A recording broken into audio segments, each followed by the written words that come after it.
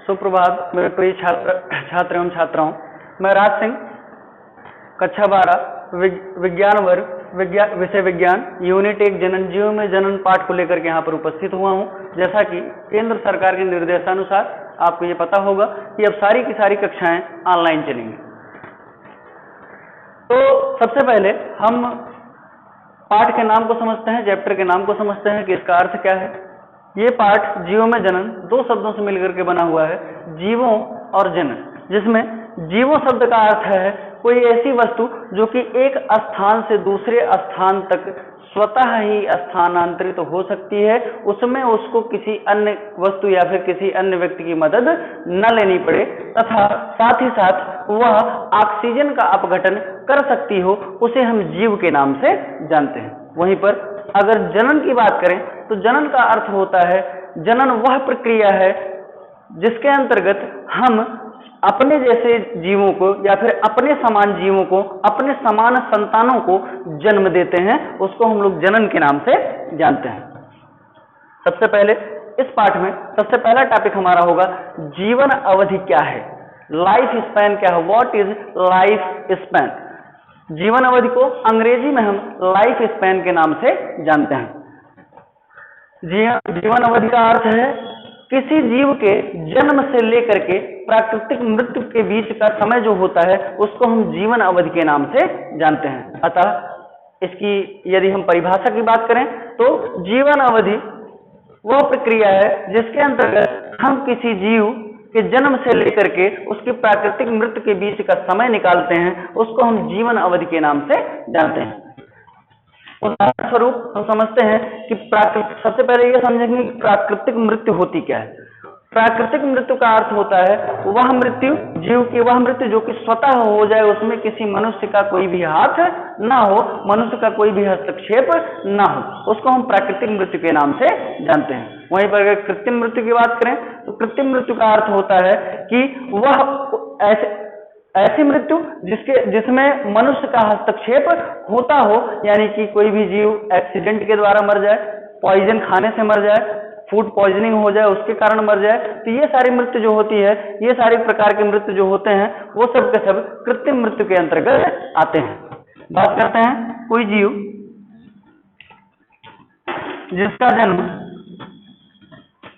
सन 2000 में हुआ और उसकी प्राकृतिक मृत्यु सन 2010 में हो गई, यानी कि उसकी जो जीवन अवधि थी वो कितने वर्ष की थी, 10 वर्षों की थी। वहीं पर कोई जीव जिसका जन्म सन 2000 में हुआ और कृत्रिम मृत्यु यानी एक्सीडेंट होने के कारण उसकी मृत्यु सन 2010 में हो जाती है, इसने अपना जीवन 10 वर्ष तो जिया, लेकिन ये इसकी पूर्ण जीवन अवधि नहीं है, यानी कि ये जीवन अवधि की श्रेणी में नहीं आएगा।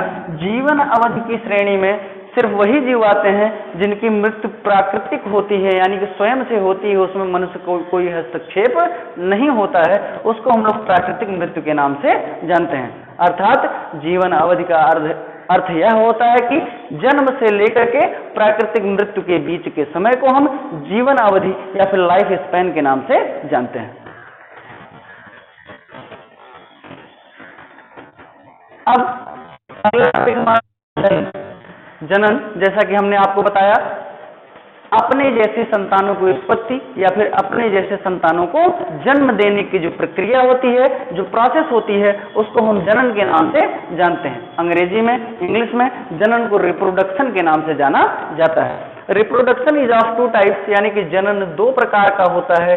एक पहला अलैंगिक जनन जिसे हम एसेक्सुअल रिप्रोडक्शन के नाम से जानते हैं, वहीं पर दूसरा लैंगिक जनन जिसे हम सेक्सुअल रिप्रोडक्शन के नाम से जानते हैं। प्रक्रिया है जिसमें सिर्फ और सिर्फ एक जनक की आवश्यकता होती है, यानी कि एक लिंग की आवश्यकता।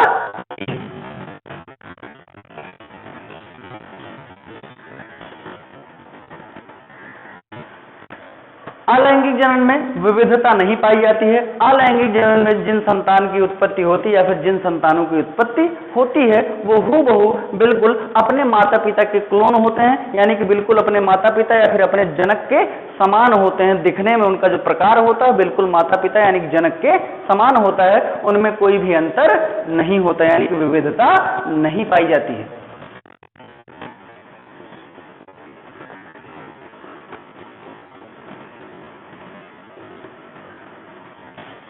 अब बात करते हैं लैंगिक जनन के बारे में। लैंगिक जनन वह प्रक्रिया है जिसमें हमको दो विपरीत लिंगों की आवश्यकता होती है, यानी कि दो जनकों की आवश्यकता होती है। विपरीत लिंगों का अर्थ है यानी कि दो लिंग जो कि बिल्कुल एक दूसरे के समान ना हो, यानी कि एक नर है तो दूसरा नर नहीं हो सकता, एक नर है तो दूसरा क्या होगा विपरीत लिंग उसका, मादा। यानी कि लैंगिक जनन में हमको दो प्रकार के लिंगों की आवश्यकता होती है और वो दोनों लिंग एक दूसरे के विपरीत होने चाहिए। तो एक नर होता है और दूसरा क्या होता है, मादा होता है, जिससे ये दोनों विपरीत लिंग आपस में क्या करते हैं, निषेचन की प्रक्रिया संपन्न करते हैं।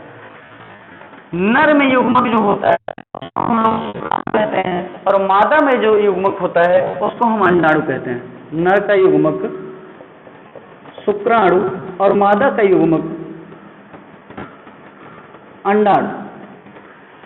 अब नर का युग्मक शुक्राणु और मादा का युग्मक अंडाणु दोनों आपस में निषेचित होते हैं। निषेचित का अर्थ होता है दोनों युग्मक आपस में आकर के संलयित हो जाते हैं, आपस में आकर के मिल जाते हैं, जुड़ जाते हैं और उससे एक युग्मनज का निर्माण होता है। युग्मनज को हम अंग्रेजी में जाइगाट के नाम से जानते हैं। ये जाइगाट जब पूर्ण रूप से विकसित होता है, विकसित होने के बाद यही जाइगाट एक शिशु के रूप में जन्म लेता है। तो हमने आपको बताया कि लैंगिक जनन वो प्रक्रिया है जिसमें हमको दो विपरीत लिंगों की आवश्यकता होती है।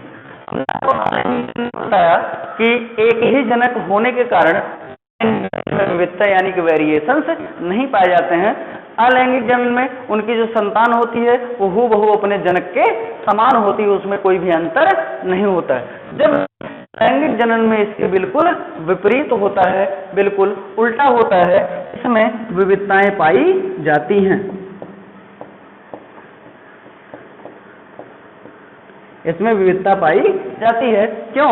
क्योंकि नर और मादा दो विपरीत लिंग होते हैं, दोनों के अपने अपने डीएनए यहाँ पर पाए जाते हैं। और हम बात करेंगे डिटेल में कि किस प्रकार से अलैंगिक जनन में विविधता नहीं पाई जाती और लैंगिक जनन में विविधता पाई जाती है।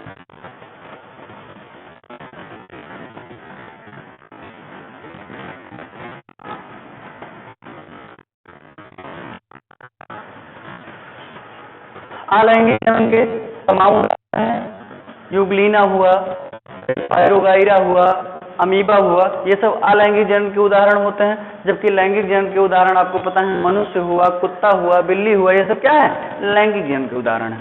तो हम अलैंगिक जनन में अमीबा का उदाहरण लेते हैं कि किस तरीके से अमीबा के जीवों में विविधता नहीं पाई जाती है और क्यों नहीं पाई जाती है, इसके बारे में हम संपूर्ण पूरी तरीके से यहाँ पर बात करेंगे।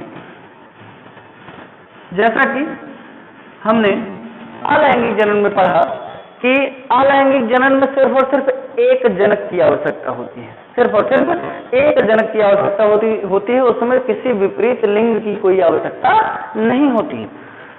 ये कोई अमीबा है जिसके भीतर डीएनए मौजूद है। धीरे धीरे ये अमीबा जैसे जैसे बड़ा होता है ये खुद को सिकोड़ना प्रारंभ करता है, खुद को बीच से सिकोड़ना यानी बीच से दबाना प्रारंभ करता है और इसकी आकृति कुछ इस प्रकार हो जाती है।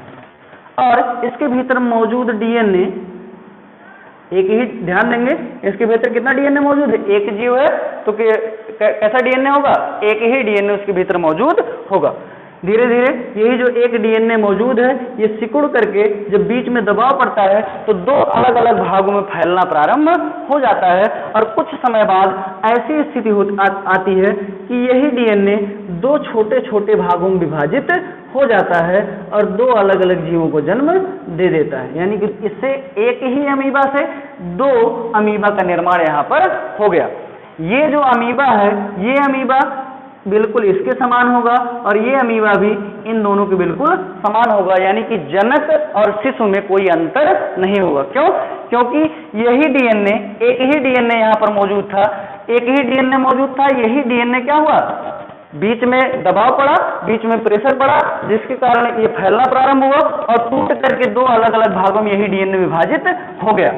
इस डीएनए में जो सूचना मौजूद थी वही सूचना इस डीएनए में भी मौजूद है, वही सूचना इस डीएनए में मौजूद है। आपको पता होगा कि डीएनए जो होता है वो एक प्रकार का आनुवांशिक पदार्थ होता है जो कि किसी भी लक्षण को एक पीढ़ी से दूसरी पीढ़ी में ले जाने का कार्य करता है।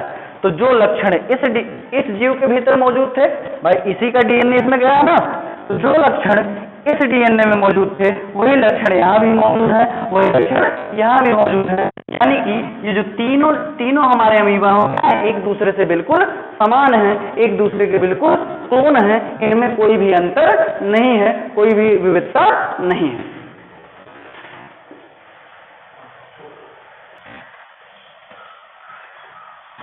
इसी के साथ हमारा अलैंगिक जनन का एक छोटा सा भाग समाप्त हुआ है। अभी अगले टॉपिक में हम लैंगिक जनन पढ़ेंगे। लैंगिक जनन पढ़ने के बाद हम अलैंगिक जनन की विधियों के बारे में पढ़ेंगे। हमसे जुड़े रहने के लिए हमारे चैनल को सब्सक्राइब करें, बेल की घंटी है उसे दबाएं और हमसे जुड़े रहें। जो भी समस्या हो कमेंट बॉक्स में कमेंट करके उसका उत्तर हमसे प्राप्त कर सकते हैं। धन्यवाद।